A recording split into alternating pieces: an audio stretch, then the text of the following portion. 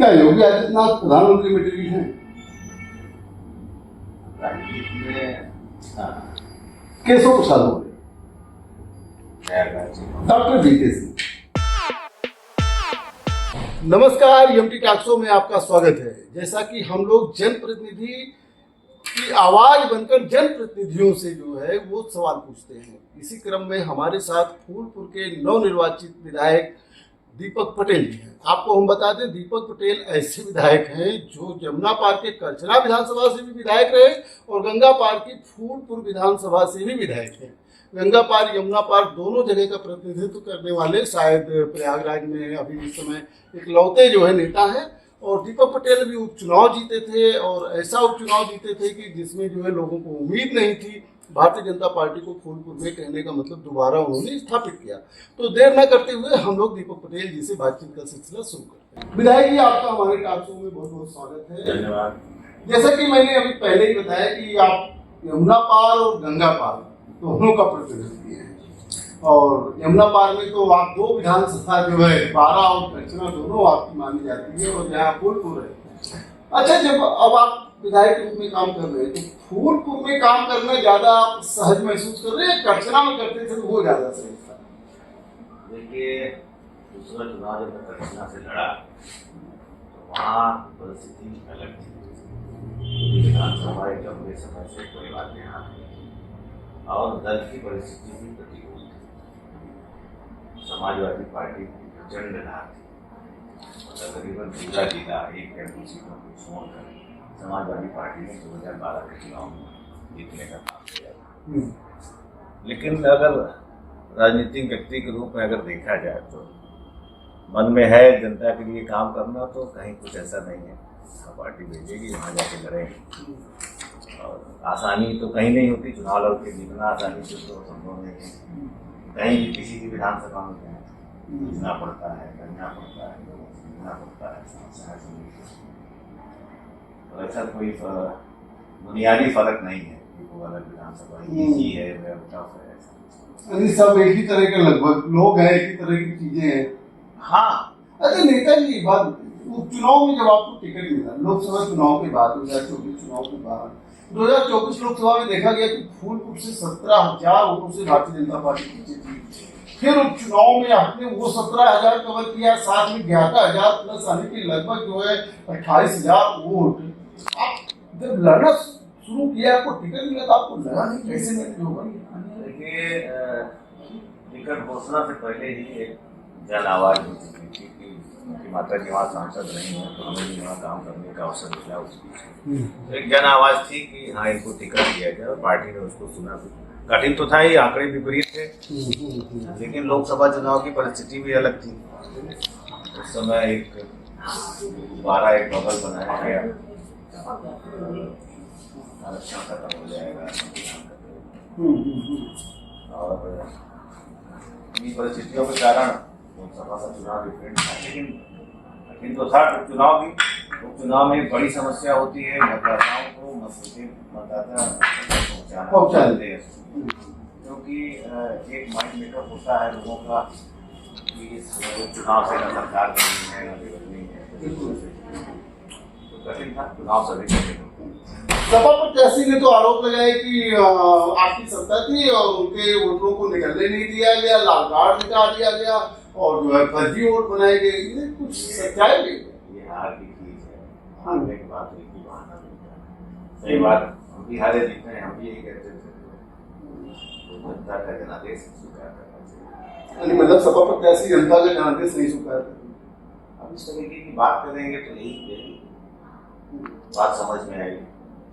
अच्छा, ये बताइए, चलिए अभी मैं थोड़ा सा राज्य स्तर की बात करूँ, फिर फूलपुर लौट गया। 2027 में भारतीय जनता पार्टी किन मुद्दों पर चुनाव लड़ेगी? कोई काम तो किया नहीं जो पहले वादे किए थे। आप कहाँ हैं? आप भी प्रयाग के वासी 8 साल पहले का प्रयागराज और अभी का प्रयागराज पहचानना मुश्किल। आपको पता है ये तो योजनाओं के लाभ है ना, और क्या सरकार करेगी और सरकार क्या कर सकती है? 2027 में क्या मुद्दे रहेंगे प्रदेश स्तर पर? सबसे बड़ा मुद्दा तो कानून व्यवस्था का, जो कानून का राज स्थापित हुआ है और विकास में तो अटल हुआ है प्रयागराज। पुरानी बात अभी है कि 6 गंगा जमुना पे पुल, बड़े प्रोजेक्ट, स्टेशन का देख लीजिए, एयरपोर्ट का जाएंगे, कभी हो सकता है। मैं फूलपुर पे अभी विकास पे आऊंगा। डबल इंजन की सरकार के बाद क्या संभव था कि आपको पता होगा विकास का काम। लेकिन सर रोजगार के नाम पर तो भाजपा एकदम से फेल हो गई, सरकारी नौकरियां लोगों को मिली नहीं। लॉ एंड ऑर्डर आप नीति का आंकड़ा निकालते 12 से 17 समाजवादी पार्टी की सरकार थी, उस दरमियान सरकारी नीतियों को देख लीजिए, और अभी 17 से अभी तक जब भाजपा की सरकार चल रही है इसकी सरकारी नीतियों का आंकड़ा निकाल रही है। विपक्ष की एक फालतू की अभी जैसे परोपकार की परीक्षाएं नहीं हो रही है। अभी 60,000 पुलिस वालों की भर्ती तो दिया, नियुक्ति पत्र तो दिया सरकार ने, लेकिन 1.5 लाख लोग रिटायर हो चुके हैं, तो फिर मामला जोड़ा नहीं गया। हम आपसे नियुक्तियों की आंकड़ों की बात कर रहे हैं, मैं आपको उपलब्ध करा दूंगा। पिछली सरकारों की तुलना करेंगे तो नाम दृष्टि से देखेंगे, कहीं कोई बहुत जमीन जितना तेजी से 2 घंटा हमला किया जाए तो फर्क नहीं। तो गाँव की नियुक्ति का जहाँ तक सवाल है तो बहुत जल्दी होने जा रही है, बड़ी संख्या में पदों पर ऐसा नहीं समाप्त किया। अच्छा सर ये बताइए, जो 2024 में लोकसभा में पीडीए का नारा देकर के समाजवादी पार्टी सफल हुई, आज की तारीख में समाजवादी पार्टी पीडीए को इकट्ठा करने के लिए, जिसमें उसका मतलब है पिछड़ा, दलित और अल्पसंख्यक, इसको इकट्ठा करने के लिए जोर लगा रही है। 2027 में जब नहीं लग रहा भाजपा में। अखिलेश जी अगर पीडीए की बात करें तो इससे बड़ा मजाक और कुछ हो नहीं सकता। 4 बार परिवार को 4 बार की सरकारों में आरक्षण बिल से लेकर इतना दमन उत्पीड़न दलित समाज का, मैं उसका प्रवाह उस सरकारों में हुआ, जो गुंडागर्दी दंगई सरकारों में हुई। पीडीए की बात करें, अपराधियों को जो बढ़ावा, पॉलिटिक्स का क्रिमिनलाइजेशन जो सपा ने किया कभी नहीं हुआ। तो 2024 में लाभ तो मिला उनको। अब एक बबल था संविधान को लेकर, संविधान बदलने के लोगों को भ्रम हुआ। कुछ नेताओं ने कोई बात दूसरे कंटेस्ट में करी, हमारी पार्टी के कुछ नेताओं ने उसको समझाया, दूसरे कॉन्टेस्ट में किया। होता है ये राजनीति में, तो होता है ये लोग फौरी लाभ उठाने के लिए इस तरीके के सिगों पे छोड़ देते हैं, लाभ भी मिल जाता है, मिला भी। लेकिन अब चीजें स्पष्ट हैं। अब फिर संविधान का ही मुद्दा उठा लिया भाजपा नेताओं ने कि सेकुलर और धर्म पे बदला किसने था? इंदिरा गांधी ने बदला था। हाँ, वो बाद में आरोप हम पे क्यों लग रहा है?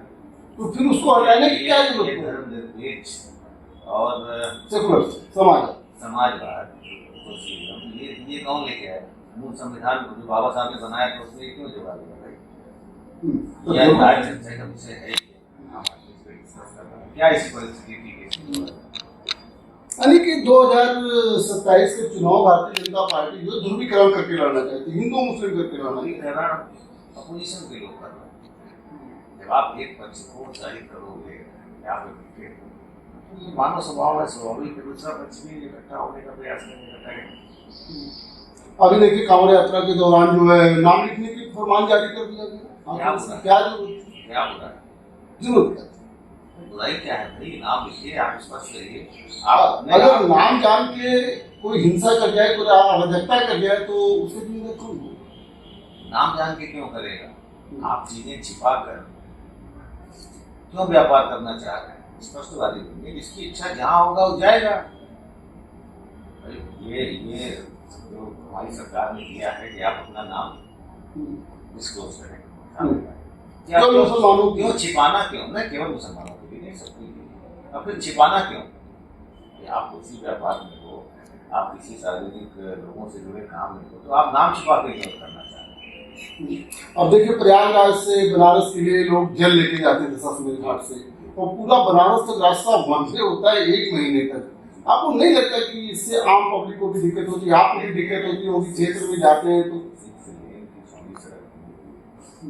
प्रयागराज से बनारस तो आप देखे होंगे, जो रास्ता 2.5 घंटे में 3 घंटे में होता था आज 1 घंटे में पूरा हो रहा है। तो ऐसी कोई समस्या नहीं है। और जो लोग जिनकी आस्था श्रद्धा है, जो जल लेके जा रहे हैं, उनको भी सुरक्षा देना सरकार की जिम्मेदारी है। पहले दुर्घटनाएं हो जाती थी, उन दुर्घटनाओं का कितना विभत्स रूप सामने देखने को मिलता था। ट्रकें जला दी गई, पूरा मोहल्ला जला दिया गया। तो ऐसी परिस्थिति ना हो, क्लीन है, ऐसा कोई बहुत बिजनेस रूट भी नहीं है। हाँ, तब भी जो है वन वे कर दिया जाता है। वन वे किया जाएगा, बड़ी संख्या में लोग जाते हैं, आस्था का विषय जाएंगे। 2024 और 2027 में क्या फर्क है? जमीन आसमान का फर्क है। सरकी जो पीटीए और संविधान की बात करने वाले, इनका टुकड़ा साफ होगा। 27 में प्रचंड योगी की प्रेस। भाजपा में तो घमासान मचा हुआ है, अपना दल अलग राग अपना रहा है, निषाद पार्टी अलग, मोदी राजभर अलग। तो भाजपा में 24 तक तो लोग, 27 तक लोग रह ही जाएंगे। आंतरिक लोकतंत्र की पार्टी है, अपनी बात को कहने के लिए यहाँ जाती है।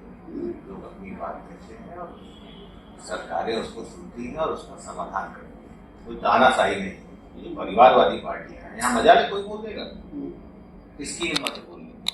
आपको नहीं लगता कि अपना दल को भाजपा ही कमजोर कर रही है? ऐसा कुछ नहीं, वो हमारे सहयोगी का लगातार अनवरत का साथ 2014 से बना हुआ है। लोकसभा का चुनाव हम लोग साथ में मिलकर लड़े, विधानसभा का चुनाव हम लोग साथ में मिलकर लड़े। केंद्र सरकार में उनकी सहभागिता है, प्रदेश सरकार में उनकी सहभागिता है। ये मीडिया के लोग बीच में कंट्रोवर्सी क्रिएट करते हैं।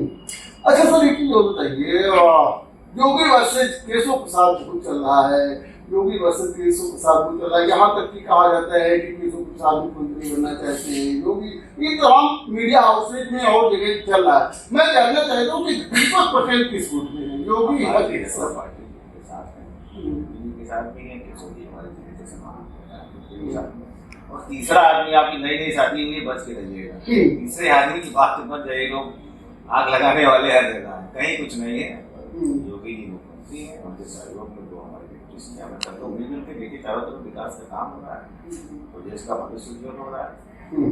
मतलब योगी वर्सेज केशव ऐसा कुछ है कुछ नहीं। ये बात। अच्छा सर, फूलपुर की आज आप क्या समझ रहे हैं? फूलपुर में बहुत कुछ हुआ है, काफी कुछ करना है। करना क्या है ये देखिए, बेसिक इंफ्रास्ट्रक्चर जिसमें सड़क आती है, तकरीबन सारी बड़ी सड़कों का चौड़ीकरण होता है, लेकिन जो गांव और मोहल्लों की बड़ी संख्या में शहरी आबादी, अवैध प्लॉटर्स में कॉलोनियाँ बसा दी हैं, ना वहाँ सड़कें हैं, न खंभे हैं, न सीवर, ये बुनियादी चीज़ें उपलब्ध कराना प्राथमिकता है और इसी पे काम कर रहे हैं। प्रयास होगा कि जो समय मिला है और सबको ये चीज़। अच्छा सर, एक बात बताइए, अभी आवास विकास परिषद का एक मामला आया था, वो क्या कहते हैं कि जमीनों के लिए लेने के लिए जो है नोटिस लगा दी, किसान आंदोलन भी कर रहे थे, ये स्थगित किया गया। किसानों को अभी भी डर है कि वो भविष्य में फिर ले सकते हैं, आखिर क्यों ऐसा रहेगा? हाँ, वो प्रयास में है, क्योंकि देखिए आवास विकास परिषद भी एक संस्था है जो लोगों को आवास नियोजित आवास, जैसे उनका जब आवास बनेगा तो उसमें 40% जगह छोड़ी जाएगी, उसमें पार्क होगा, उसमें सीवर लाइन होगी, मतलब एक प्रॉपर टाउनशिप बसाने का काम है। उनका भी अपना है, लेकिन बिना किसानों की सहमति के, बिना उचित मुआवजा दिए। सर मुआवजे की बात तो ठीक है, मुआवजा तो सरकार देती है, आप मुआवजा चाहिए, कुछ ऐसे किसान हैं, तो आप उसको कह सकते हैं कि किसानों की सहमति से उसको परचेज करें, उसको खरीदें। तो कुछ किसान ऐसे जिनकी पूरी जमीन चली जाती है, नहीं होगा। अच्छा, फिलहाल वो स्थगित, ऐसा नहीं होगा। जब भी कोई टाउनशिप बसेगी तो किसानों की सहमति से ही बसेगी, जबरदस्ती नहीं। फूलपुर पर आरोप लगता है कि सांसद भी भाजपा के हैं, विधायक भी भाजपा के हैं, आपके पहले भी विधायक रहे हैं, लेकिन रोजगार पर कोई काम नहीं हुआ। यहाँ तक कि गंगापाल में एक एम्स की जरूरत है, वो भी नहीं बना। और देखिए, एम्स के विषय में आपको पहले भी चर्चा कर चुके हैं। एम्स का इंफ्रास्ट्रक्चर महत्वपूर्ण नहीं है। एम्स में डॉक्टर हो, मल्टी स्पेशलिटी हॉस्पिटल है, उसमें डॉक्टर होने चाहिए। आप सोचिए, हमारे यहाँ मेडिकल सीट्स की संख्या पिछले 60 सालों में उसकी बढ़ोतरी 5 से 8% हुई, जो प्राइवेट मेडिकल कॉलेज। अभी योगी जी की सरकार ने इतना बड़ा काम किया है तो सारे जिला अस्पतालों को उन्होंने मेडिकल कॉलेज में कन्वर्ट कर दिया। 5 साल में वो MBBS की पढ़ाई करेंगे, उसके बाद जब वो PG करके वो स्पेशलिस्ट बनेंगे तब एम्स में वही लोग तो होते हैं स्पेशलिस्ट। वहाँ पर डॉक्टर कहाँ है? हम एम्स खोल के क्या करेंगे? कौन पढ़ाएगा वहाँ? समस्या ये है ना, आप राष्ट्रीय स्तर पे जो हमारा आंकड़ा है स्पेशलिस्ट डॉक्टरों की कमी है।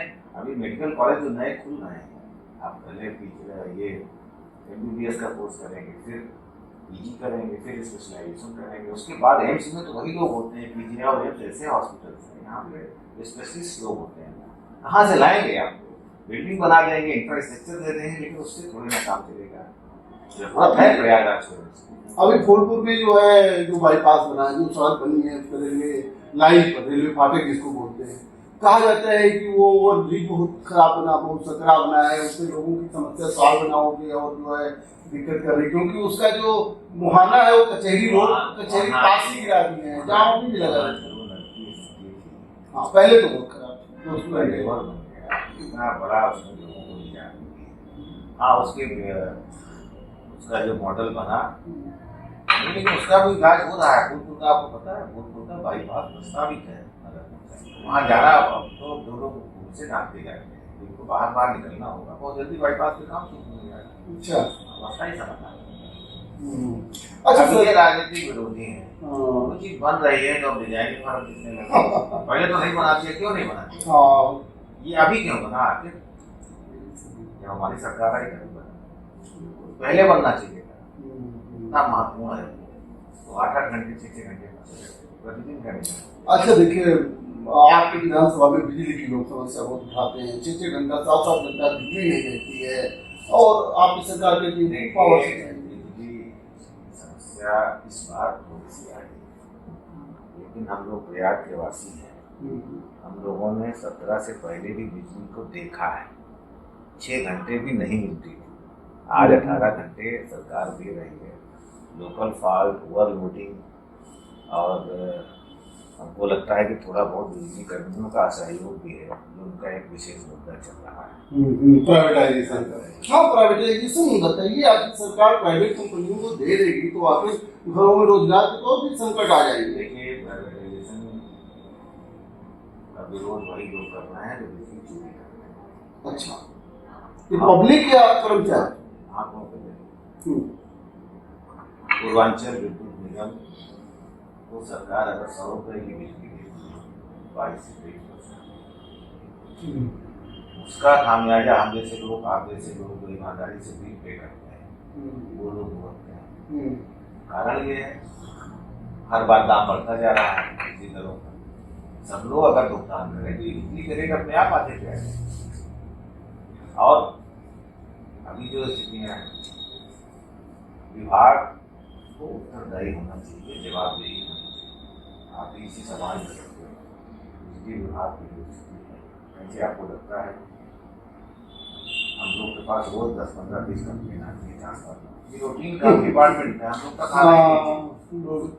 अरे नेता जी, एक सैद्धांतिक सवाल में पूछना चाह रहे थे, जैसे कि अभी 2024 में जब इलेक्शन हुआ तो बगल में प्रतापगढ़ है, फतेहपुर है, बांदा है, फिर जो इधर अम्बेडकर नगर है, बस्ती है, यहाँ से जो है पटेल समाज से प्रत्याशी दिया समाजवादी पार्टी ने, वो सभी लोग सांसद बन गए।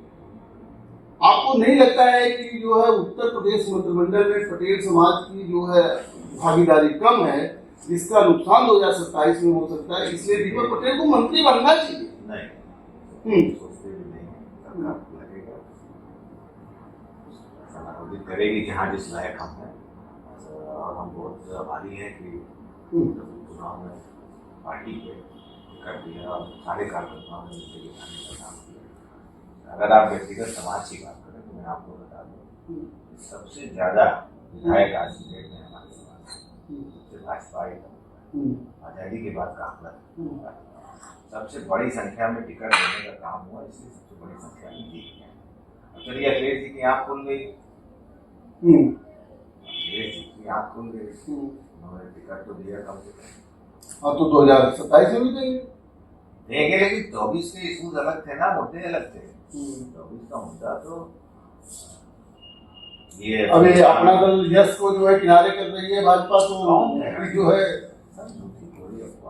कौन कह रहा है कि नहीं कर सकते? अरे उनके अध्यक्ष आरोप लगा रहे हैं कि STF पीछे पड़ी है, तो पता लगा कि सूचना विभाग जो पैसा खर्च करके बदनाम कर रहा है।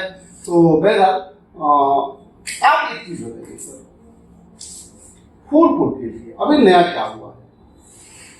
कनेक्टिविटी को लेकर के 11 में सुना कोई प्रोग्राम कुछ करवाना? अभी आपको बता दें बहुत बड़ा काम हुआ है। हाँ, अभी सरौली से लेकर पुत्री तक हमने भी अनुरोध किया और हमारे साथ उत्तरी के विधायक 1250 करोड़ की लागत से एक नया 4-6 लेन का ब्रिज सरौली से लेकर पुत्री उसका सीधा लाभ सार उत्तरी और पूर्व दोनों को मिलेगा।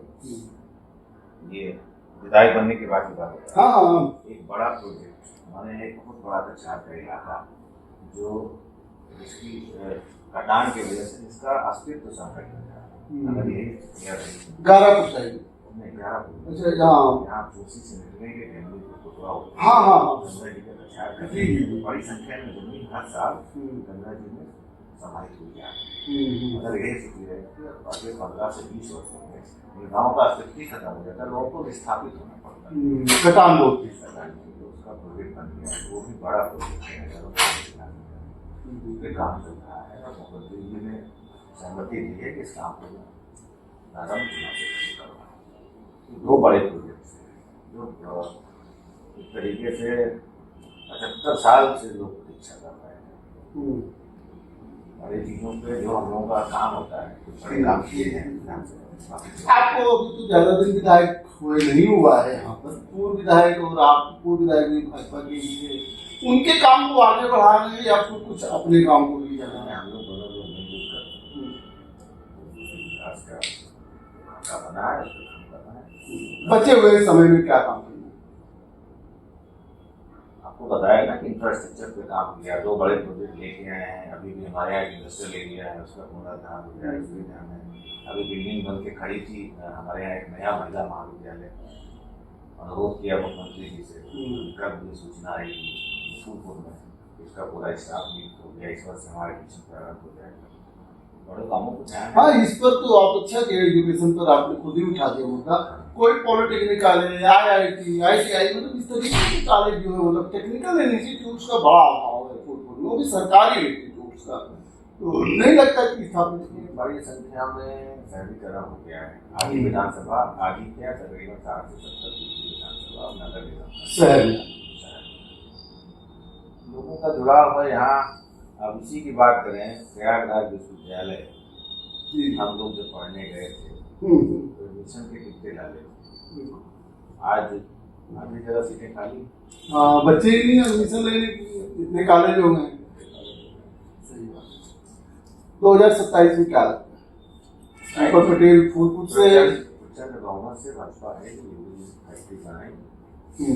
मार्जिन जो 11,000 का था वो बढ़ेगा? मार्जिन का कारण आपको बता दें, मतदान प्रतिशत था। अच्छा, मार्जिन होता उस समय भी 25 से 30,000। झूसी का इलाका है जो प्योर भाजपा मतदाता सूची में कमी थी। किसी का वोट यहाँ है, मतदान केंद्र 5 किलोमीटर दूर। अब लोगों में एक बात थी कि हाँ सरकार का क्या है, बदलेगी तो है नहीं एक सीट से। बहुत कम मतदान हुआ पूरी झूसी के बेल्ट में, 10 से 15% का मतदान। यही अगर देखिए 40% मतदान पूरी विधानसभा करना, इसके समकक्ष भी होता मतदान 15% से मिल जाता। तो क्या योजनाएं हैं 2027 के लिए? कुछ नया भी सोचे हैं? ये तो आपका पुराना बीतने जा रहा है। नहीं, बहुत सारा काम करना है। एक आदर्श विधानसभा करना है, शिक्षा के क्षेत्र में, रोजगार के क्षेत्र में, बुनियादी ढांचे में सुधार के क्षेत्र में, निजीकरण के क्षेत्र में सब दिशा में काम हो रहा है। और पूरा भरसक प्रयास है आगे भी, क्योंकि डबल इंजन की सरकार है और मैं प्रतिपक्ष का भी विधायक रहा हूँ। तो ये दोनों चीज में फर्क है। प्रतिपक्ष में तो बहुत जरूरी में हम लोग काम भी करा देते, लेकिन जिनको हमने हराया था, जिनको हमने पराजित किया था, पत्थर वो आके लगा देते। अभी तो कहा जाता है विधायकों की बात नहीं सुनते हैं प्रशासन के लोग। सुनाई जाती है, सुनाई होती है। जो बातें हैं, जो कही जाती है मजबूती से और प्रशासन को उसको सुनना पड़ता है। सर प्रशासन तो भ्रष्टाचार का आरोप भी बहुत लगता है कि प्रशासन बहुत भ्रष्ट है, प्रशासन बिना पैसा लिए काम नहीं करता है, ये कितना सही है? ये विपक्ष का प्रोपेगेंडा है, आरोप लगाना, उन आरोपों को पुष्टि करना ही जनता का काम चुनाव के माध्यम से। प्रश्न चिल्लाता ही रहता है तो स्वागत करते हैं, वोटी कटवा देती भाजपा कहते हैं। हाँ विपक्ष तो ये भी कहता है कि वोटी कटवा देती है उनका चुनाव आयोग के माध्यम से, वो कटवा देते हैं। अच्छा बातों का भी सिर्फ पैर की ये बुनियादी बातें हैं। अच्छा विधायक जी, हमारा फायर राउंड होगा, मैं नेताओं का नाम लूंगा, उनके बारे में एक दो शब्दों में जो कहना होगा कहिए। केशव प्रसाद हो गए, प्रयागराज के गौरव हैं, प्रयागराज के जो कुछ किया है इसकी विकास की चिंता करेंगे। योगी आदित्यनाथ उनके बारे में तो जो कुछ चाहा जाए कम होगा। वर्तमान राजनीतिक माहौल में यहाँ राजनेताओं को के प्रति जो नजरिया है आम जनमानस का, सरकारी सुविधा से एक ऐसा व्यक्ति जो जिनके कपड़ों में जेब नहीं है। क्या योगी आदित्यनाथ प्रधानमंत्री मटेरियल हैं? राजनीति में भविष्य देखता तो मैं हूँ नहीं, लेकिन हाँ अभी उनकी जिस आयु में वो लोकप्रियता के जिस शिखर पे है, भविष्य है ऐसी संभावना, क्यों नहीं बन मायावती, और ये आपको बता दें जी ये भाजपा में ही संभव है कि आप काम करके आगे बढ़ सकते हैं। समाजवादी पार्टी में अगला मुख्यमंत्री 20 साल बाद कौन बनेगा मैं बता दूंगा। कांग्रेस की गवर्नमेंट आएगी तो प्रधानमंत्री कौन होगा अभी मैं बता दूंगा। बिल्कुल। अच्छा मायावती निश्चित तौर पर बहुत ही दृढ़ इच्छा शक्ति की और निर्णय लेने में तो उनकी कोई शामिल नहीं है। मैंने उनके साथ भी काम किया, जो निर्णय लेने की क्षमता उनमें है वो निर्णय राजनीति अनुप्रिया बिल्कुल अपने संघर्षों से उन्होंने स्वयं को एक अच्छे राजनीतिक नेता के रूप में राष्ट्रीय स्तर पर स्थापित कर दिए हैं। उनका चाहे हम लोगों ने एक साथ ही 2007 का चुनाव हम लोगों का राजनीतिक आरंभ एक साथ ही हुआ हमारे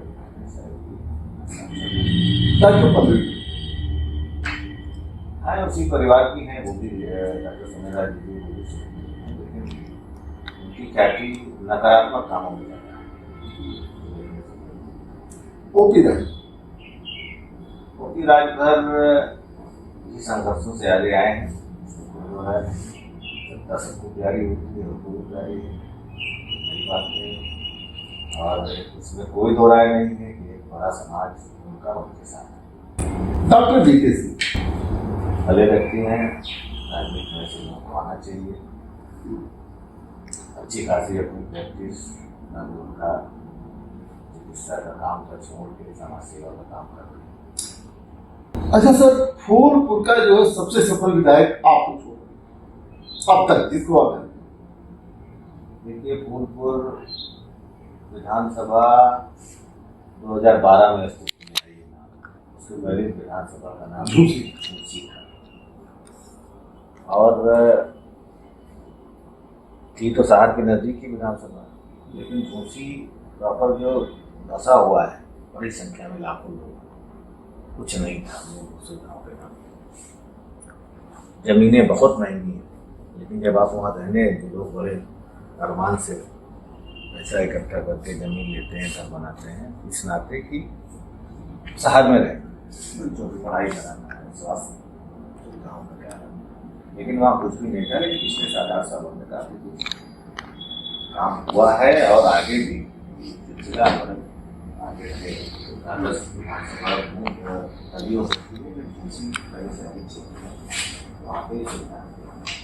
सबसे सफल मुख्यमंत्री उत्तर प्रदेश का एक जो आप पढ़े लिखे व्यक्ति हैं,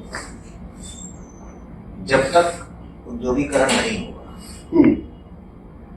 दुनिया का कोई देश आगे नहीं बढ़ सकता, देश का कोई देश बिल्कुल।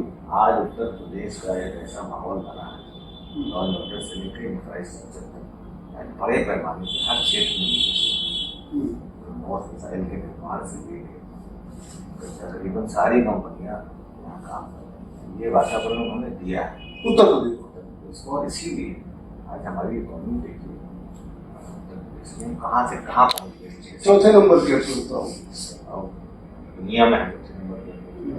अभी तक जीडीपी के आंकड़े हैं, आपने देखा होगा, तुलना करिए 14 से और 24, ये जो दूसरे आंकड़े हैं इस महीने के, हम चाइना से कितना आगे। कर्जे के बारे में बताया, पहले कम कर्जा था, ज्यादा कर्जा हो गया। पहला कर्जा, अब आप पढ़े लिखे किसी विषय पे, कर्जा पे नंबर 1 पे कौन है दुनिया में? सबसे बड़ी ताकत कौन है?